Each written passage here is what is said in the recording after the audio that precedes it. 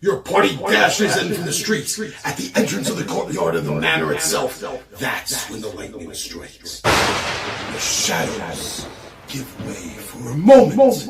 And at the top of the stairs, you see an ogre magi already completing the arc. Alright, so here we go. I got things set up for the rest of our exploration. Of course, I'm not doing the entire level. We've been through everything else. And so we are coming from over here and about over here where the secret room is. Don't need to put that in right now. So just incorporated everything that we need from the common room to Old Yarrick's room to the Great Ulf's room and a couple of traps along the way, some doors to deal with, and this is where the party will be coming from. So I have the character record folders already with the information on it. They each have a player's handbook nearby and something handy for their particular characters, like the monk's, sword and fist and complete warrior. And over here I got my area set up. There's not a lot going on back here, as you can see, with monsters. I do have some bagged for the next encounter, but other than traps, they shouldn't be encountering any monsters right now.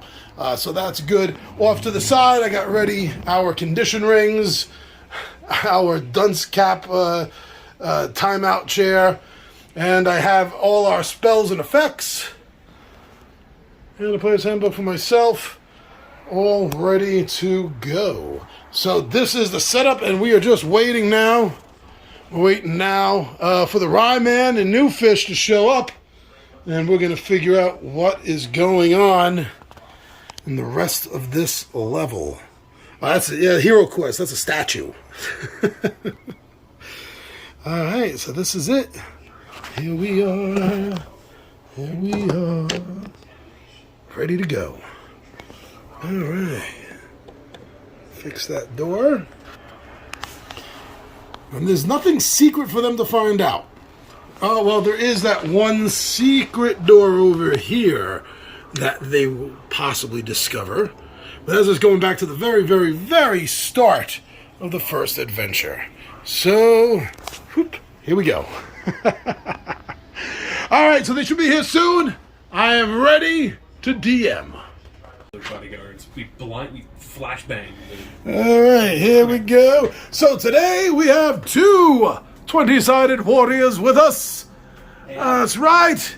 And we are going to be doing basically reconnoitering the rest of this place. But how about a recap, starting with the Rye Man? Previously on our Dungeons & Dragons adventure, so we had left off funneling out of our room, our fight across the Great Chasm, leading into where we heard the last of the war drums ringing out through the caverns, and then suddenly stopped because they knew we were coming, because our archer friend just keeps scouting our location to everyone else. So we funnel into the room, into the hallway, finding that there is one big wooden door. We open it up, and lo and behold, we see the entire encampment waiting for us under the ogre Ulf with his giant warhammer and all of his smaller minions. We have wolves, we have flailmen, we have an archer, we have spearmen. There's all sorts of people waiting for us, and we want to catch them as off guard as we can. So we bum rush the door. The gnome illusionist casts a fog wall to obscure the vision of as many as we can. Our rogue heroically charges in, and then we all get trapped in the hallway after the rogue enters the room because we have a secret enemy behind the door, slamming it and blocking it in front of us. So, what are we gonna do? What do you do, New Fish? Well, the monk very heroically decides that he still has his robe of useful items, and in that robe there's a window, and with this big-ass door that we're still trapped on the other side of, he decides to stick this window into the door so that now we can see back inside the room that our rogue is now trapped on the other side of. The gnome casts Mage Hand to try and move the bar that's currently covering the door. But in the meantime, in that time, Ulf decides he doesn't really want any part of that, takes his big-ass club, dubbed Floor Kisser, and smashes the door in, hitting every single one of us except the rogue, because he's off doing his own thing. Nearly kills the gnome. Really pisses off the fighter. So that begins an entire fight. Our necromancer decides to summon a zombie ogre to fight the other ogre, just to try and draw some attention away from us, because we're not matched for that thing. And in the meantime, Gnome wants a little bit of revenge, casts Tasha's Hideous Laughter, drops the ogre to the ground. I disarm him with my nunchucks and throw a bag of glue in his face, essentially strangling him. So your Tanglefoot bag Tanglefoot right into his face. Tasha's Hideous Laughter incapacitates him, and we're trying to whittle away. It's not working. He's just too powerful. So last-ditch effort with no magic left. Got to think of something. Out of the pocket comes a Tanglefoot bag, and we go for the smother attempt to try to incapacitate him as he comes out of Tasha's Hideous Laughter. And so, with True Strike, it works out. The Tanglefoot bag takes hold. He's still down. He's grasping at the glue. He can't get it off. The rest of the minions decide to rush in. We're fighting off Archer. We're fighting off Flailman. We're fighting off wolves. Our rogue is in the corner trying to free the villagers that are stuck in the cell in the back of the room. Now that cell. What was going on with that cell, That Monk? cell held a small group of villagers taken prisoner, and among those prisoners was the incomparable Jacquemo, the bard, who oh so generously decided to play us a few songs in order to rally us back to... He's drumming on the walls. He's drumming on the walls. He's on prisoners. himself. He's making a belly drum. He's singing a song. He's hyping us up for the rest of the fight. Now, through this, we managed to drop the rest of the minions. Archer, man, escapes again, much to our fighters' bereavement, dismay, and just but through there we managed to clear the room. We searched the area. Not a whole lot to note, not a whole lot of notable stuff. Got some gold, got some jewels. Our fighter decides to take Floor Kisser as a trophy that is currently in my bag of holding because he's not big enough to hold it. Not anymore. He's now back to normal size. We did manage to find a secret corridor that is booby-trapped, but our rogue managed to disable said trap, and in there we found an orc shaman adept with two more flailmen. We're assuming they're bodyguards or something of some sort. What happened while we were in there, Ryman? Well, she starts trying to cast spells.